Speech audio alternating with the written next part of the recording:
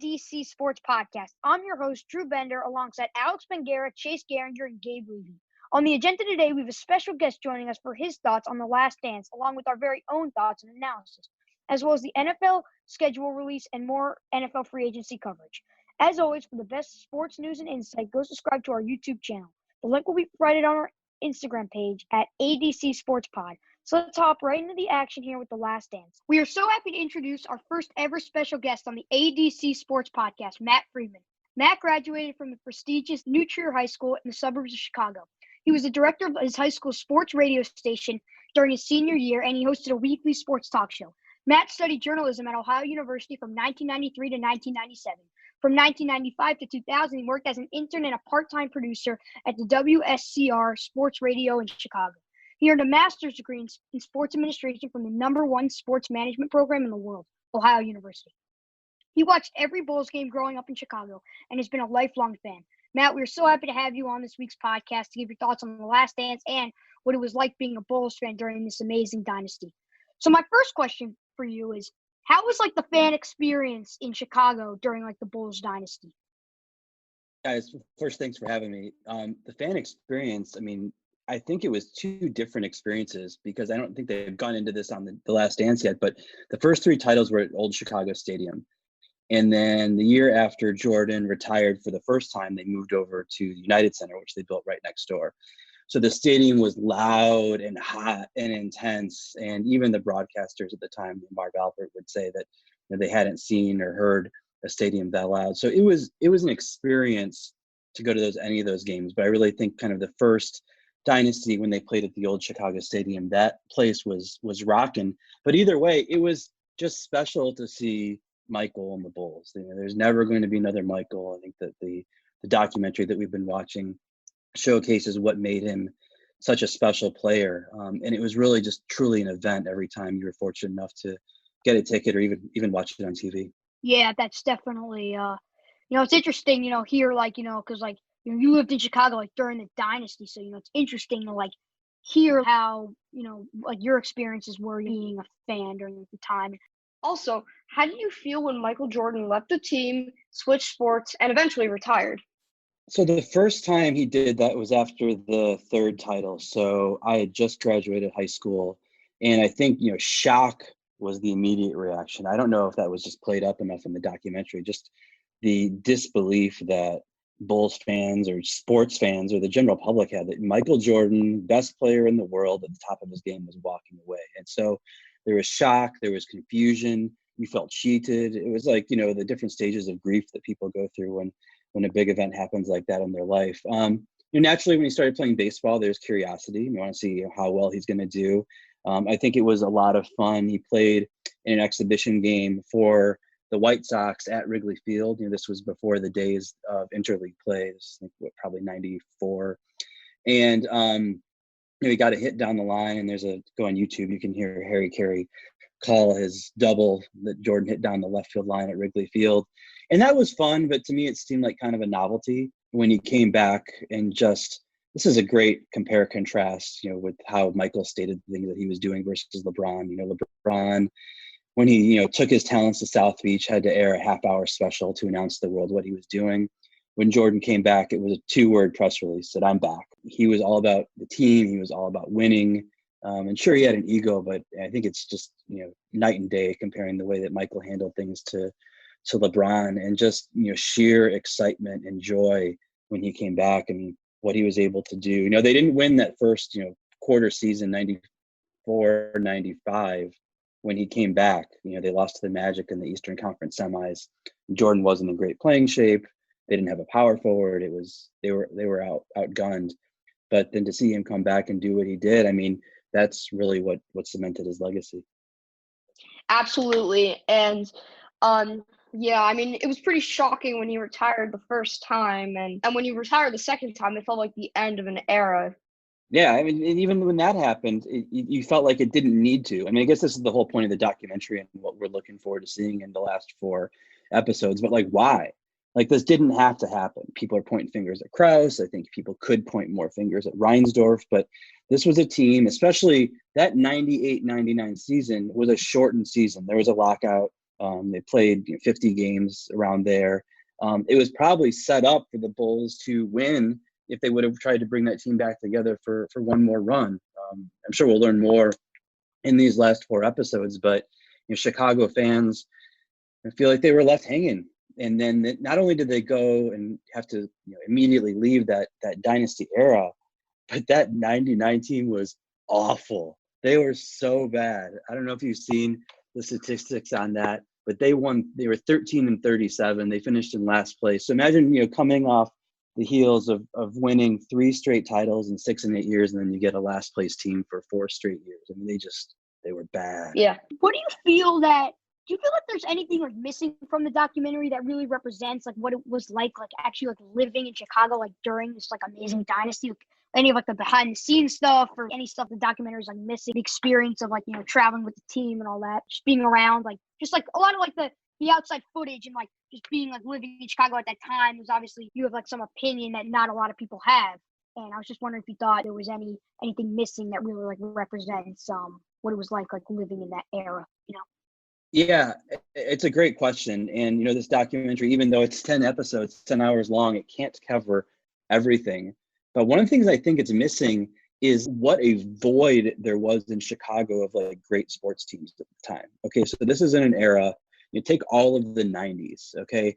And I'll even back up before that. Before Jordan got there, like I knew what the Bulls were. But I can't remember going to a game before Jordan got to the Bulls. Like I didn't even think it was a thing. DePaul University basketball, which was really big in the late 70s and the first part of the 80s, was bigger than the Bulls were before Jordan got there. So he put them on the map. And then if you look at the 90s in Chicago, I mean, you've got the Bears won 1 division title the whole decade, and that was in 1990. The Cubs made the playoffs in 89 and then 98, and that 98 team was fun, but it was a wild card team. So no division titles for the Cubs in the 90s. The Blackhawks made the Stanley Cup final once, that was in 92. And the White Sox made the playoffs once, and that was in 93. So you've got like this void of hungry Chicago sports fans that really, other than the 85 Bears, hadn't had a title since 1963. So everybody's looking for something. So the Bulls become like the center of attention. They were just a big, big deal. They dominated the sports headlines because no one else was even close to being in play for the duration that the Bulls had. So I think they united the city, whether you were a Cubs fan or a Sox fan, or everybody's a Bears fan, like everybody rooted for Jordan and the Bulls. So I think, Drew, to your question, that's one thing that I think maybe got underplayed a little bit is there was the piece in the first couple episodes about the Bulls were brink of failure until Jordan got there and revived the franchise. But, once he reached his prime and they're in this era of 6 titles in 8 years, I mean, there was nothing else on the Chicago sports radar that was great. Like they were the answer. It's very interesting, yeah. And how did you? What was your favorite moment as a Bulls fan during this time of excellence? Yeah, I mean, it's hard to pick one, right? I think if I had to pick a weekend or just a couple days, I was fortunate enough to get to go to the first 2 games of the finals against the Lakers in '91. And I remember being there with my parents. And this was Michael versus Magic. And we got to the Chicago Stadium, like it's in June, it's beautiful outside. We got to like 2 hours early and you just walk around the stadium. And there was nothing around the stadium. Like it was not a great neighborhood, but everybody was out and to see celebrities coming to Chicago for the finals. And it was great. They lost that first game. They won the second game on Bulls dominated, but Jordan hit the ridiculous shot where he had it up with his right hand and then switched it over to his left and banked it in. But when there are big events in your life, you generally remember where you are. Right? Like this, you remember where you are if there's a tragedy or something great happened to you. But for me, the number one was title number 5. They were playing against the Jazz in 1997. It was the night before I graduated from college and had all my family and all my friends with us in our apartment in Athens, Ohio. We watched them win another championship when Kerr hit the open jumper from about 20 feet away. So I think that's great because it was already such a celebratory weekend that we were able to do that together. But when you're a Bulls fan in the 90s, Mother's Day, you're going to have a game. Father's Day, you're probably going to have a game. Like the Bulls were so big that you planned your schedule around all of their games, all of their activities. They were part of the cultural fabric of Chicagoland. The Bulls in Chicago were kind of just a way of life. Totally. I mean, everybody everybody was into the Bulls, and it transcended Chicago. I mean, I remember traveling abroad in the late 80s and early 90s and going to Israel, and you tell people where you were from, and in Chicago, oh, Michael Jordan. Like, they don't know anything else about Chicago, but they know Michael Jordan. And he transcended geography. I feel like a microcosm, like what you're saying with like, how like the whole city kind of like, like it was like the Bulls were like part of daily life.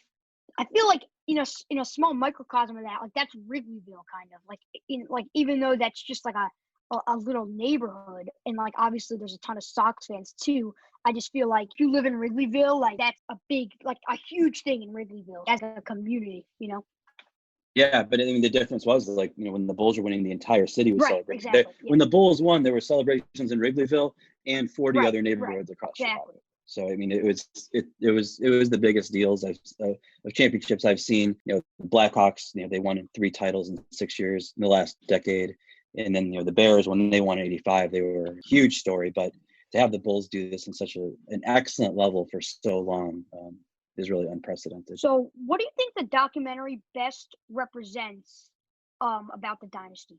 I think it goes back to what we were talking a little bit earlier, is that the Bulls transcended sports. I mean, they transcended into popular culture. And I think the best comparison to make is that the Bulls of the 90s were like the Beatles of the 60s and early 70s. And, when the Beatles would go out on the road, they would have thousands of fans like following them everywhere and just trying to get a glimpse of John, Paul, George, or Ringo. And when this was the Bulls, especially like the 96 Bulls, once Rodman joined the team, like these people were international celebrities. So I don't know if there's the first or the second episode of The Last Dance where the Bulls were playing those exhibitions in France, and they showcased that, and people were just all over the place trying to get a glimpse of these people and camping out for hours to get tickets and just see Michael in his beret that looked ridiculous or whatever. Like, they were a big thing. They would be on the national news, or they would be on the local news, and not just in the sports segment. They made the NBA. I think they are largely, Magic and Larry in the 80s built the foundation, and then Jordan just exponentially multiplied it. And he helped, and the Bulls helped bring the NBA to that next level. I just think that they were something that was more than sport. They were an international phenomenon. Yeah, absolutely. Like the Bulls, like they were just known all over the world. So do you think that Michael Jordan's legacy is a spirit that lives with the Bulls now and inspires current players and is talked about a lot within like the organization, like still today? I don't think so. I think its legacy is pervasive across the NBA. And I think that he's very well respected across the NBA. You saw that when he spoke at Kobe's funeral. He was really, the one that everybody was paying attention and listening to. And he's still the king. He's still the greatest. I think, was it Wilbon who said you had kind of like Muhammad Ali and Babe Ruth and Michael Jordan on a pedestal, and like that's the list, and he's spot on there. But in terms of Jordan directly with the Bulls, I mean, he owns a different team, with Charlotte, and he was never really involved after he left and went to Washington. Yeah, he might come back to a game and acknowledge the crowd, but clearly free agents don't come to play in Chicago at all, and especially the fact that Jordan was there. I don't think his legacy does anything to put a spotlight on the Bulls. If anything, his legacy's probably grown because the Bulls haven't really done much since he's left. I mean, they went to the Eastern Conference Finals, but they've been a fledgling franchise in the 22 years since he last played for them. Yeah, and I actually agree with you because Bulls haven't like really done any really noticeable in a long time, pretty much ever since MJ. So what was your favorite rivalry as a Bulls fan? Rivalry, definitely like the Knicks. I mean, just to see that go back. Well, I think for a few reasons. The Pistons were fun, but I was at some games at the old Chicago Stadium before the Bulls ever won a title, where there's brawls on the floor between the players, and I guess that was fun at the time. But the Knicks just seemed to be like the ongoing rivalry, and maybe there was some of it because Phil Jackson played for the Knicks, and then Pat Riley became the coach, and Ewing and Jordan had the rivalry going back to their days at Georgetown in North Carolina, and there just seemed to be like a lot of storylines between the Bulls and the Knicks and the rivalries the two cities had. And those games were just intense. I don't know if you've seen any of them on YouTube. but what those matchups were like. Also, Oakley having played for the Bulls and being Jordan's buddy, and then going over to play for the Knicks. The Knicks constructed a team to beat the Bulls and to take care of Jordan. They couldn't get it done. They did win. I guess that was the 93-94 season. They got past the Bulls on a controversial call where they called a foul on Scottie Pippen when he fouled Allen Houston in game 6, like 5 or 6. But for the most part, those games were all intense. They were very, very physical. It's just a brand of basketball you don't see today. But I think that if you asked a lot of Bulls fans, they would probably agree. Right, and like that's something I really want to like talk about. I feel like it's changed, like the game just has changed. So like you not see like LeBron and like Kawhi like just like getting into like those type of like and their teams just like really getting into those types of like physical, really really physical. And I actually even think like the college game has gotten like more physical than what the NBA game is, and that's part of one of the reasons why I don't love the NBA anymore. And that's also something, and I think it's just interesting that those rivalries like with the Bulls and the Knicks and the Bulls with Detroit, and like how and they showed other clips of just like Larry Bird against Detroit and all these other games, and it got really aggressive. And I'm just wondering like what you think, like how everything kind of just changed like from that time to where we are now. Yeah, I think the league wanted to see more points. Baseball wanted more runs. The league wanted more points, and that era of physicality in the NBA was great defense. If you like that kind of basketball, like, it was pretty intense, and the fans got into it. But now you've got teams like the Warriors, who a few years ago were averaging 110 or 112 or more points per game. The 3-point shot, they brought the line in. That shot became more in vogue, and the game changed. You can't hand check the way that you used to. My friend Sam, who he lives in Cleveland and saw LeBron play a lot when LeBron had his stints there. I mean, he had a great thought that LeBron was probably better suited to play in the era where Jordan did, and Jordan was probably better suited to play in the era today, because LeBron has that kind of tougher physical build that Michael was managed to put on some weight and get in there. But Michael would probably score 40 a game if he could play today, where they can't hand check him and muscle up against him. And LeBron would have done really well in that era with his size and physical stature. But I think it's just you heard the expression "chicks dig the long ball" in baseball. Well, I think fans dig points. They want to see scoring. That makes sense. Yeah. Do you think there were any players who are perceived in the documentary as better than they actually were, or like worse than they actually were? Like, do you think there were any like misperceptions of like certain players like on the Bulls, or like other players just talked about that weren't are misperceived?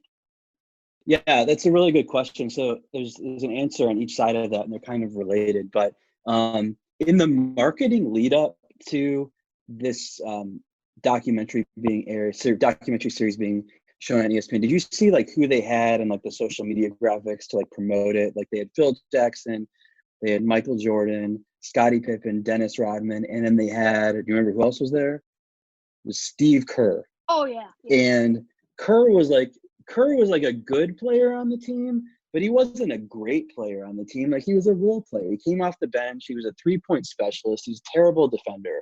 And everybody liked him. Like, he was friendly with the media, and I think he embraced Chicago. And I remember seeing him at Cubs games, and like that was fun. But he was definitely nowhere near the stature of Jordan, Pippen, and Rodman and Jackson. Like, those guys are Hall of Famers.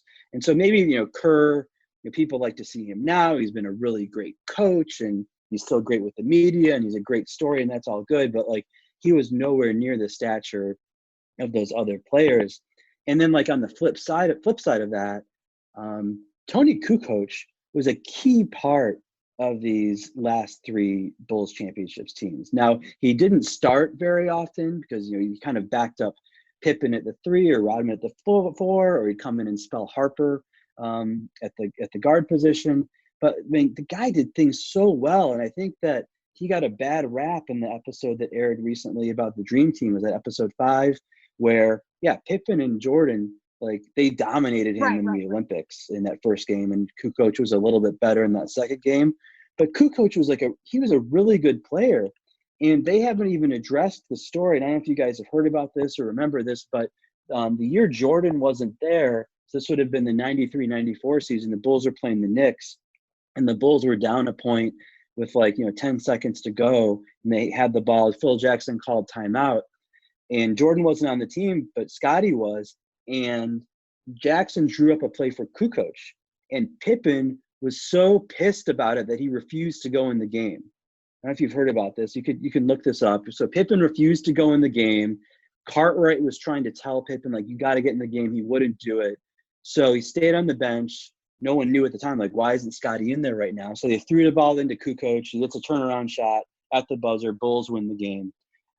He struggled defensively, especially in the playoffs. But, to me, he was the fourth best player on those teams in 96, 97, 98. And so far, the only thing we've seen of him in the documentary is that, Krause fawned over him for all these years, and supposedly, Jordan and Pippen were mad at Krause because, they wanted their own extensions, and Krause was holding money for Kukoc. At the end of the day, Kukoc was a really nice player in that Right, team. and I really thought that they didn't really go into when Kukoc was on the Bulls. They just talked about that Olympic team, and that they showed those highlights where it was he got absolutely embarrassed. And I thought that they could have shown more of maybe him having more success, and also could have shown I didn't see why there needs to be so much hate on Krause at that time, because he's trying to look ahead and trying to get an additional support for the rest of the team.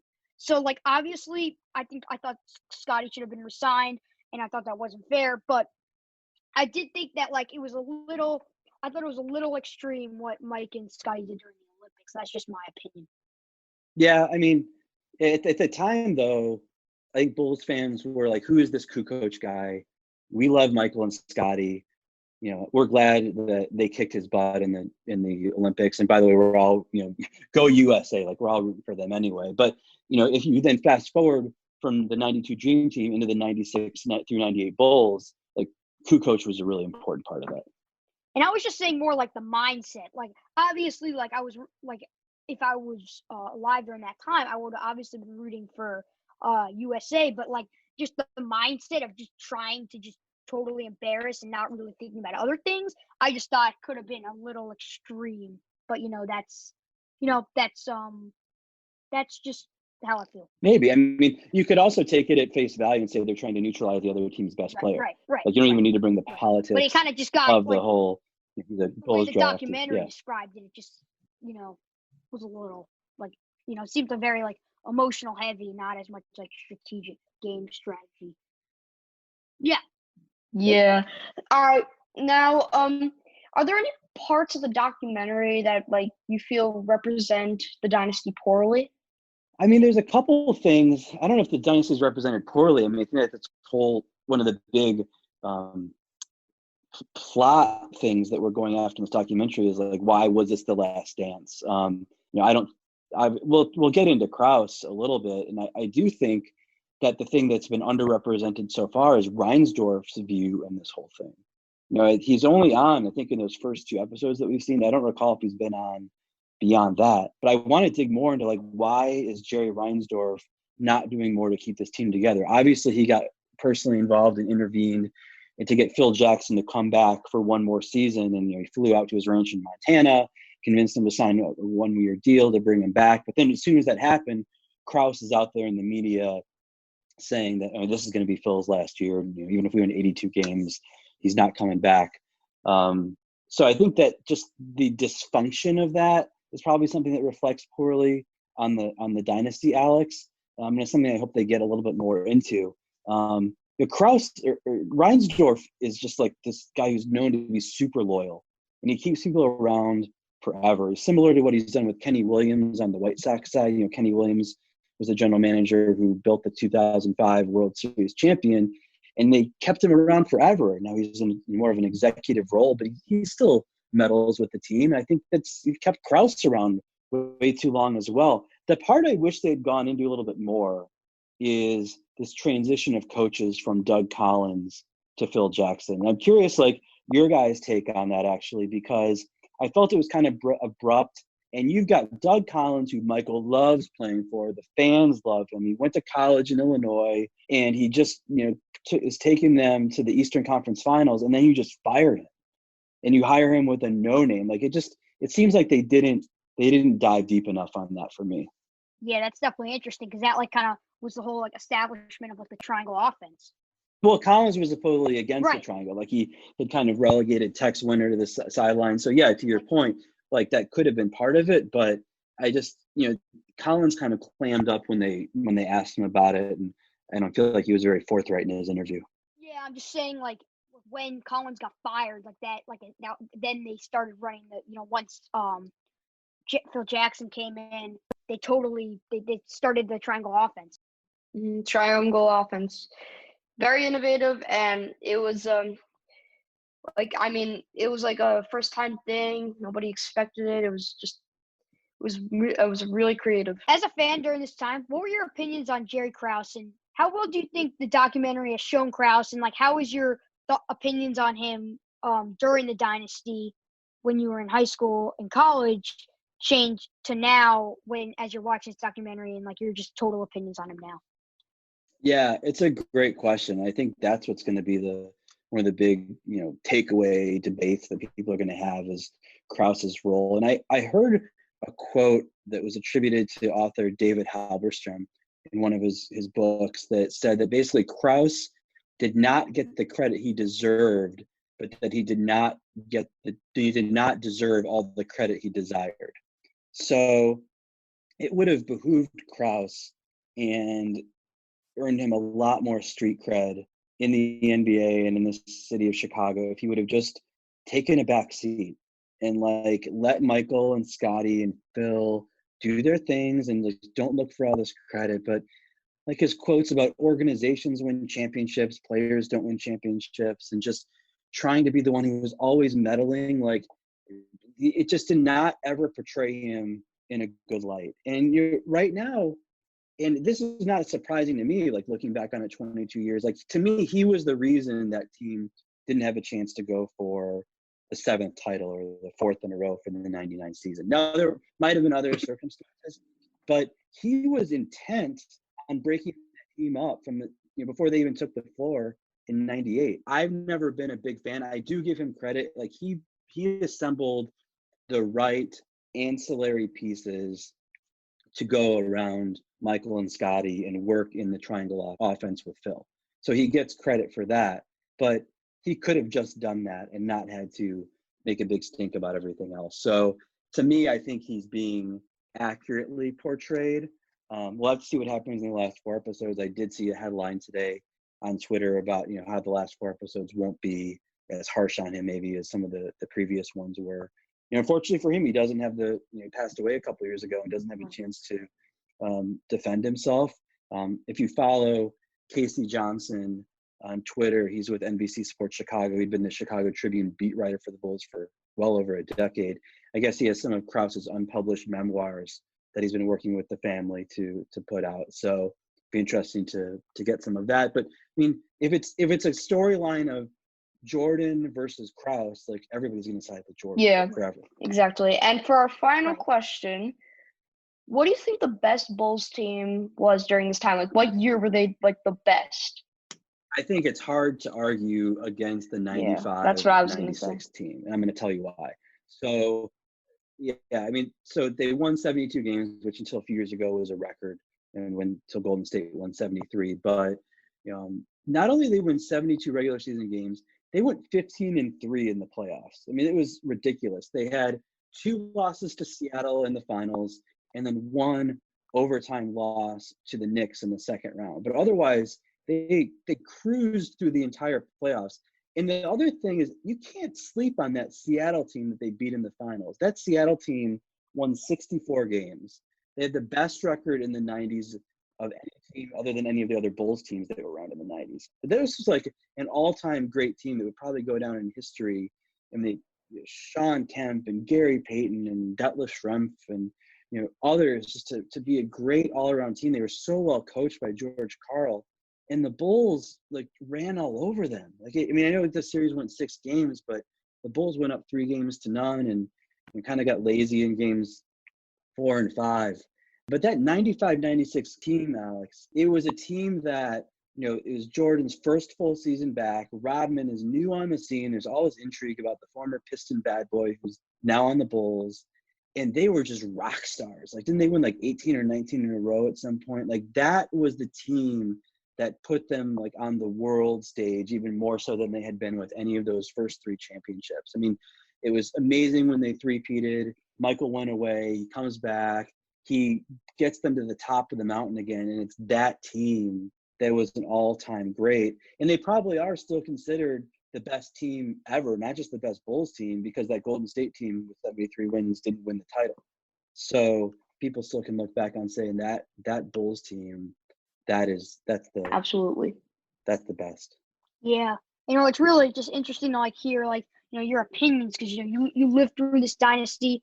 You were in Chicago, and it's just so interesting, and it's really opinions that are really valuable when you analyze this whole documentary and the whole story of this amazing dynasty. And we're really happy you came on, and we really hope you'll be able to join us in the future for future episodes about many different other topics.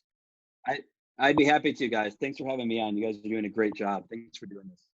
So we will be right back. So we all saw parts 5 and 6 last Sunday, and I thought they were really well done. And one key takeaway for me was a quote that Kobe Bryant had in it. What you get from me is from him. I don't get 5 championships here without him. How do you think Michael Jordan affected Kobe Bryant's career? And do you think Kobe would have been a different player in the game if it wasn't for Michael Jordan? So, Gabe, what do you think about this? Well, I think, of course, Kobe said it. There is no way, if there was no Michael Jordan, there's no Kobe Bryant. We wouldn't have known about Kobe Bryant if Michael Jordan wasn't alive, because he stole Michael Jordan or he didn't steal them, but he learned all of Michael Jordan's moves and adapted them into his game. So if it wasn't for Michael Jordan, I don't think we'd be seeing Kobe Bryant at such a high stage as he was when he was playing in the NBA. Yeah. And Alex, what do you think? What do you think of this quote, and how does it change your view on both Kobe and Michael? Well, I mean, for Kobe, Michael was kind of he was a role model for him. He was kind of who he wanted to be. And I mean, I sort of disagree with Gabe, but I also agree with him. I agree he would not be as good. He would not be as good.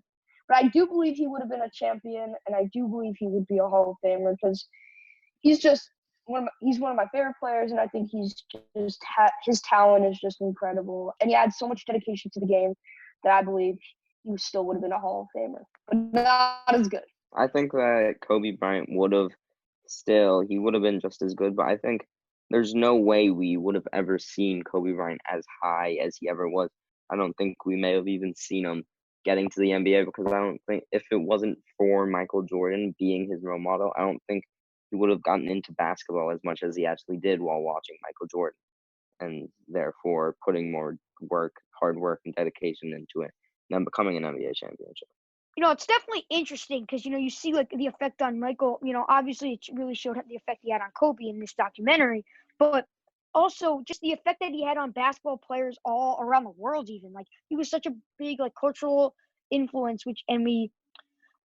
such a big cultural influence, and he really influenced so many players around the world, which is just so interesting to see. And I want to bring Chase in here to talk about the Dream Team. And what do you think this meant for the NBA to have this superstar team? Because this was the first year, this was our first ever Olympics that professional athletes were allowed to participate in. And this was such a big deal. But for the NBA, a major sports league, I mean, you look at some of the sports in the Olympics. You look at track and field, there's no major sports league for that sport. But you look at basketball, and I'd say in the Olympics, basketball is one of the only sports that, besides hockey and stuff, that America has a major sports league in. So what do you think the Dream Team with all these star-studded players had, what effect it had on the NBA and their success as a league? Yeah, it was a huge success for the NBA. I mean, up until the 1992 Olympics, they only had college players playing, and they were going up against professionals from other countries. So I mean, there's no match for them. And then when you got guys like Jordan, Bird, and Johnson coming in now, now they're playing on another level. They're like defeating all these teams by a mere like 30 points a game. And because Jordan did so amazing in these Olympics, it brought so much media attention to him that it was like really hard to handle for him also, because the media also like ranted about his gambling issues, and it was like hard to be like him. I mean, there was one quote I remember from the documentary. I was talking about how, oh, I would like to be like Michael Jordan for a day or a week, but not a year. So it's really hard to be like him. Yeah, and that like brings us to like the Knicks versus Bulls series, where him and his father went out to Atlantic City during that series, and that was a huge deal for like the media and everything. And he really claims like he did not have a gambling problem. He wanted to get out of New York City to spend some time with his father, and I think that's perfectly fine. I was not happy with seeing the way the media really approached his gambling issues, because I think because everyone had this mentality of like, be like Mike. Mike's this perfect player. He's an amazing person. He's basketball. I mean, one thing that's like, oh, yeah, he went gambling. Like, yeah, he's a person. Like, people are allowed to do stuff like that for a little bit. And and I thought it was just very unfair the way the media handled that. And it also said like if they kept doing that, it was gonna drive him out of the game. And I think Magic Johnson said that, and that I really agree with that. I think the media was really pushing him to his limits. Yeah, So I and think that's the really reason why he interesting. retired the first time. Right. Exactly. And to add on to what you were saying, Drew, about the media, I mean, even today, the media is still a pest to NBA players and to players in other sports around the world. definitely. And one more thing I would like to talk about The Last Dance is Tony Kukoc. And obviously this relates to the Dream Team because it was in the Olympics, and how, Mike and Scotty just really wanted to make him look bad in front of Krause. And, I'm interested in like your thoughts on that. Like, if you're a player, if you were on that team, would you agree with them? Or would you be like, would you like, all right, let's go make, like, I feel for you guys, let's make Krause look bad. But then again, obviously there's a competitive aspect to it. I mean, you're in the Olympics, you want to win, but it just seemed very emotionally heavy in that game when the U.S. played Kukoc. And I'm just curious what you guys think about that whole scenario. Kukoc, I mean, when he was in against the Dream Team, I mean, the Bulls really wanted to embarrass Krause because they already hated him. I mean, when Krause made that comment about like the organizations win, not the teams and not the players, that really irritated like Michael and Pippen, and then they really wanted to get at him. So I think it's right for him. I think it's right for Jordan and the Bulls to make fun of him and dominate Kukoc. I really do. The thing is, when we talked to Matt, he said that Krause desired more credit than he deserved, but should have gotten more credit than he got. And I agree with him on that. And I believe Krause should have got a little more respect. Jordan Pippen just kind of made fun of him, and I don't think it was right, but I do understand like a little bit why. Understood.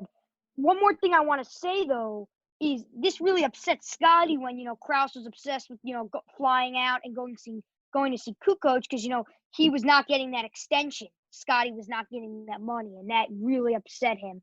And I want to now move on to the NFL, but before I do that, I want to shout out our head of technology, Jesse Magginson. He has been absolutely phenomenal. I cannot express it enough, and I just want to thank him for all he's done and give him a big shout out. He set up our website, all our social media pages, and it's just really been phenomenal. And before we get into our current NFL news, all of us at A.D.C Sports want to send our thoughts and prayers to the Shula family after the death of the winningest coach in NFL history, Don Shula. That was definitely something really sad that happened earlier in the week, and our thoughts and prayers are out to the Shula family. So the NFL released its schedule last night, and that was definitely interesting. And now I want to go around and say the game that we find most intriguing for next season. So for me, it's the Chiefs versus the Ravens. It's two great offenses, two great quarterbacks, and I'm really interested. I mean, I want to see how obviously the Ravens like improve their receiving and that stuff. And obviously Mahomes is just unbelievable, Super Bowl champion. those Chiefs. And I just really think it's going to be a great game. It's a Monday night game. It's going to be a big deal. And I think that game could be like coming down to the defense, even though both offenses are so amazing. I feel like which defense could step up could be the winner. And I also think that could be a potential AFC championship matchup in January. So I think that's really interesting. And Alex, which game do you find most intriguing for next year that came out last night? Well, Drew, I think the Chiefs versus the Saints, which is going to be on Week 15, I think that will be the most intriguing game this year. And those two teams are arguably the best offenses in the league. You got Patrick Mahomes and Drew Brees, who are often compared, and it's a very big debate who's better now. I know, like, Drew Brees career-wise is probably better, but now. And, I mean, they both have pretty good defenses, and I wanted that to be the Super Bowl 2 years ago. I mean, that was kind of the ideal Super Bowl, and we didn't get that. So I'm excited for this game. Definitely. And Gabe, what was your most intriguing game? I mean, I think the most intriguing game of this season has to be Bengals versus Dolphins. It's Tua versus Joe Burrow. I think this is such an intriguing game because we can finally see how Joe Burrow goes against Tua. Well, if Tua's playing in this game, because we don't know yet who's been named the QB number 1 this year for the Dolphins. But if Tua is playing, I think this game will be great to see how Tua and Joe Burrow can play at the big level. And lastly, Chase. Yeah, but before I say mine, I just want to go at Gabe for a sec because we already saw that game, Burrow against Tua. So, and it proved that Burrow was better, but we'll see on a new team how it plays out because Burrow's definitely on a worse. That's definitely. Yeah, Burrow's on a worse team. Now, I'll go to mine. Mine is definitely Vikings against Saints. I know many people who are Saints fans are probably a little mad about this because the Vikings have always beaten the Saints in playoffs. And it's just going to be a really intriguing game to watch. And I'm excited because now the Saints have one of the best offenses in the league. And the Vikings lost Stephon Diggs. And now they're kind of screwed.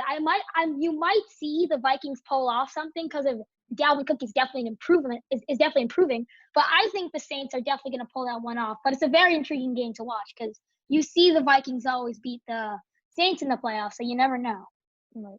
That's definitely really interesting. And now I want to talk about NFL free agency that continues to roll on. And one big thing that's happened this week is Andy Dalton, the Cowboys. And, this is really interesting because, Dalton said, the late release by the Bengals caused him to have limited option. Why do you think the Cowboys went out and signed Dalton? Obviously, he's a winner, and we saw there was multiple playoff appearances in Cincinnati.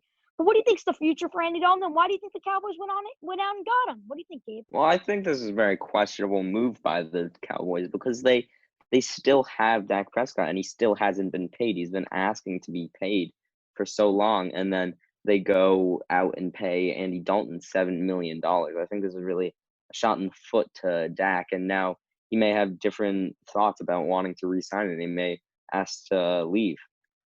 Definitely, it's interesting because he's probably bracing for life, kind of as a backup quarterback. And I personally believe he could. I thought the Patriots could even go get him, but they're kind of all in on Stidham right now. But I really think that he has talent. He has talent. What do you think, Chase?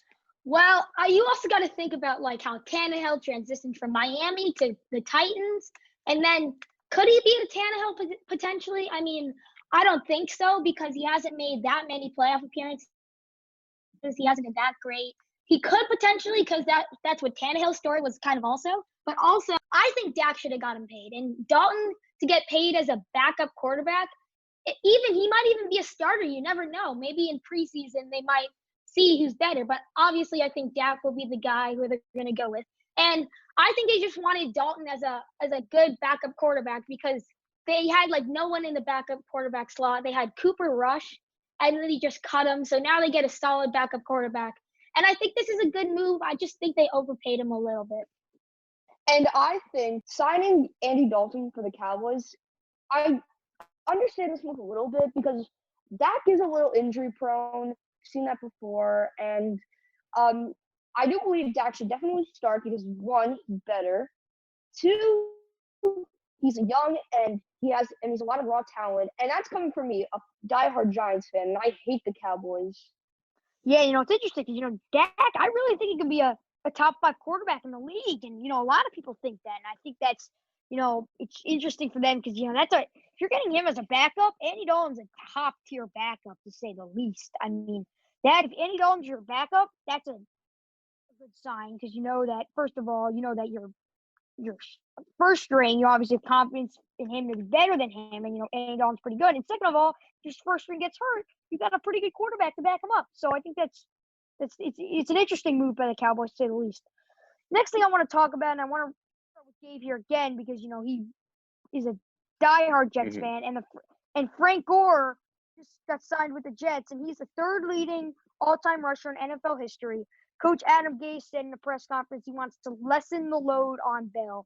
What do you think this means, and what role and impact do you see Frank Gore having on the New York Jets? Well, I honestly think this is a great move. As Adam Gase was saying, he wanted to lessen the load on Le'Veon Bell because he had such a tough season last year. And I think signing Frank Gore and drafting Lamictal Perine from Florida this draft just bolsters the running back room for the Jets. And I think maybe the rookie Lamictal Perine and Le'Veon Bell can learn from Frank Gore this season after maybe hopefully a productive season from Le'Veon Bell, and Frank Gore maybe show him a few secrets. Definitely, Frank Gore's been so successful. Yeah, well, I don't know. Is Frank Gore a Hall of Fame running back in my opinion? No, because he hasn't had those breakout seasons yet. Even though he's outstanding in the rushing yards list, I mean, he's 30 past guys like Barry Sanders. I just can't. He's probably in that very great group, but I can't qualify him as a Hall of Famer yet. And the impact on the Jets, I think he'll definitely be a good power back because they definitely need a guy to rest Bell. Who's their backup besides behind Le'Veon Bell? I'm not really sure. So Frank Gore is a veteran and he can definitely teach Bell some good lessons. So I like this move in a way. He's kind of old, so I'm not exactly sure, but I'm fine with it in my opinion. Definitely interesting. One last thing I would like to discuss is the Bears declining Mitch Trubisky's fifth-year option. Is it really an open competition? That's what I want to ask you guys. I personally feel Trubisky's not getting a fair shot, and I feel really bad for him at this point. Now, I understand Ryan Pace and Matt Nagy are in a tough position and are probably pretty stressed out about this, which they should be. But Pace is just not getting a fair shot at all because he knows he's on the hot seat, and Matt Nagy has just flat out given up on him. I see signs of hope with Trubisky, but the inconsistency is a problem, and I will admit that. But the O-line was awful, and Matt Nagy made some very questionable play calls last year. And, there are some very intriguing situations with Foles because he's with his old QB coach, John DeFilippo, a.k.a. according to Matt Nagy, Coach Nagy calls him Flip. I believe Foles could fit into the scheme well, but I really believe this season relies a lot on that offensive line led by Coach Juan Castillo. What are your thoughts on the QB situation and the open competition, as well as the offense as a whole, including that offensive line? Well, Drew, I actually agree with you here. I feel like Mitch Trubisky is not getting a fair shot. The offensive line's not that great, and he's a young guy, and I don't think he will have really another Pro Bowl season ever again. It's very unlikely, but I'm not saying it's impossible. It could happen. You never know. But overall, I think that signing Nick Foles, I think was a terrible move by the Bears. He's not consistent. And, I mean, yes, he was once clutch in the playoffs for Philly, but that doesn't justify everything. All right, I disagree because he is now with the offense he is most comfortable in. I know he didn't have success. Well, Jacksonville, he got hurt. Houston was awful. I think he was on the same with Rams at one point, awful. But he is with that Eagle system. Head coach is from the Eagles. Quarterback coach is from the Eagles. It's really coming out of that Andy Reid, Doug Peterson tree, which is very, very intriguing to me. And I think I think besides Andy Dalton, I think it was the best option we had out there. And what do you think about this, Chase?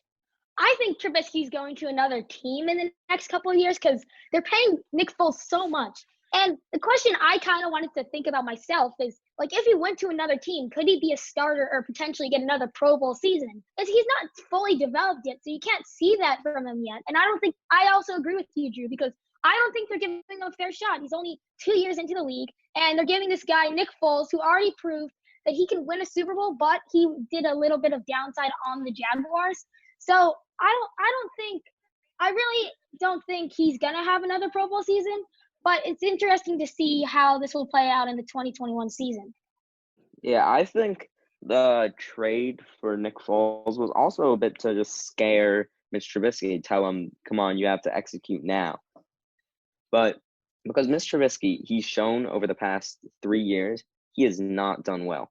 His first year, he did decent, and then his second year, he did just almost just a bit better, but he got Pro Bowl. I don't think he deserved the Pro Bowl. And then last year, he did terrible. So I think this year he finally has to prove himself. But I don't think Mitch Trubisky will ever have another Pro Bowl season. And I'm not sure after this season if he'll even have another starting season. Yeah, Gabe, but I actually had to say something. Like, who was the other Pro Bowlers that deserved it over Mitch Trubisky in that season? That's very true. Very good point. Like, there is none. So I think Trubisky definitely deserved it. Yeah, I guess. But I think the Bears having a good record was put on Mitch Trubisky, but when in reality it was really just a whole defense. Gabe, when you step on the football field, what's the goal? To win, but I don't think Mitch Trubisky, even if the team has a good record, if the quarterback isn't contributing on the win, there's no point of keeping. But he is, because he found ways to win. The defense would, he'd find ways to snag out a couple field goals and a touchdown a game. Like, for example, that Rams game or that Vikings game. I don't know if you guys remember these, but those were Sunday night games, and the defense was phenomenal, but he'd find ways to win, and that's what matters. So I really do think he deserved that Pro Bowl for that year. But I do think he needs to be better. I thought he had a terrible year last year, but I still, have some faith in him. He's shown talent. It's just the inconsistency is really not up to par. But I think if Trubisky has another one of these type of seasons like he did last year, but the defense plays well and they have like a 9-7 or 10-6 season, I still think that they'll move on from him just because he's not the one that's performing. It's the defense. But the defense was also top 10 last year, and they still couldn't get it done. So it wasn't like that defense was awful last year. It was darn good. And I think this year it's going to be very good if you really, look in depth. I know I've spoken about this time and time again, but I really think that defense is going to be dangerous next year. And I am just looking forward to watching that. Yes, but the offense is looking not very good because they don't have we've made some great attributions. All right. Any real threats on the whole offense? Because I'll name a few threats. All right, name some. I can't name any. All right, Allen Robinson. He should have been a Pro Bowler last year. He should have been a Pro Bowler. He should have been a Pro Bowler, but I still believe other than Allen Robinson, he should have been a Pro Bowler last year. All right, then other than Allen Robinson, name me another. I believe Tariq Cohen was a weapon. No, he wasn't. No, he was not. I think Tariq Cohen, although he didn't perform great last year, I do believe he was a weapon. And third, I think the offensive line they've tried to improve it. They've also got Cole Kmet, who I believe is a weapon, and the addition of Jimmy Graham. I think those guys can really contribute. And I really think that the offense, I do not expect them to be amazing next year, but I think they could definitely make improvements. And that's really what I just think, whether it's Foles or Trubisky or anyone, I really think, the Bears could, kind of get back into 2018 form. That makes sense to anyone. Yeah, but what was the point of drafting that if they signed Jimmy Graham to a big deal? And they also, not to name because it, they needed a tight end for a future. Yeah. They need a tight end for the future. Yeah. Jimmy, and, he's going to develop under Graham, and I think it's going to be a great scenario for Kmet and Graham. But then what's the point of having 8 other tight ends? You know what? All those guys are getting cut, okay? That's just how it plays out. I don't understand what, does anyone thinks that the Bears are stupid by having all these tight ends? Does anyone know get cut? Like, does anyone know that? Because it really doesn't seem evident to me that people know that players get cut in this league. And when you said, Drew, about consistency about Mitch Trubisky, one of the most important things you need from an athlete is consistency. Without consistency, you don't have a good player. I agree that's a problem, but I really think that, he is a talented quarterback, and I think he can be a talented quarterback in this league. That's really my takeaway. So anyways, we're going to wrap it up. We really hope you enjoyed this episode, and we'll be back next week with another episode. Have a great weekend.